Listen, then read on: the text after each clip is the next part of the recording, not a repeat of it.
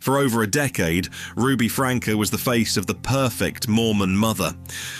To millions of subscribers, her strictness was seen as principled, but in the crime and mind perspective, we see the early warning signs of a high-control personality.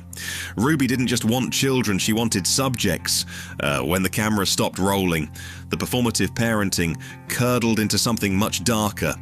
The truth wasn't a philosophy, it was a weapon. Enter Jodi Hildebrandt. To understand Ruby's descent, we have to understand shared delusional disorder. Jodi provided the framework, a pseudo-religious ideology called connections. Under Jodi's influence, Ruby's need for control found a radical justification.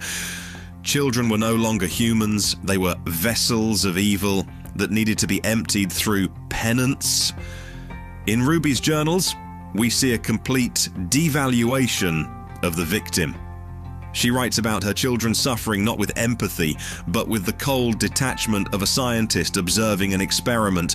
On August 30th, 2023, the facade shattered. A 12-year-old boy, emaciated and bound with duct tape, climbed out of a window. When he asked the neighbor for water and food, he wasn't just hungry, he was a survivor of a psychological war zone. The behavioral analysis. Notice Ruby's reaction during the initial police contact. She doesn't scream. She doesn't cry. She maintains a flat effect. This suggests a person who has completely bought into their own righteousness. To Ruby, the police weren't there to help her children. They were interfering with a holy process. A big day for evil. That is how Ruby described the days she spent withholding food and water. In Crime and Mind, we look at the language used. She refers to herself as a savior. This is malignant narcissism masked as religious fervor. By labeling her children manipulative and addicted, she justified the physical torture as spiritual surgery. At her sentencing, Ruby gave a tearful apology.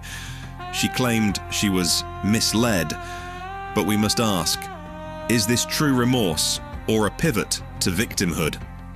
Even in her apology, she frames herself as a victim of Jodi's influence.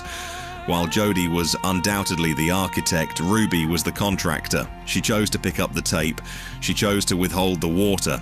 The truth was eventually revealed, but not the one Ruby Franke spent years filming. Please like and subscribe for more Crime and Mind.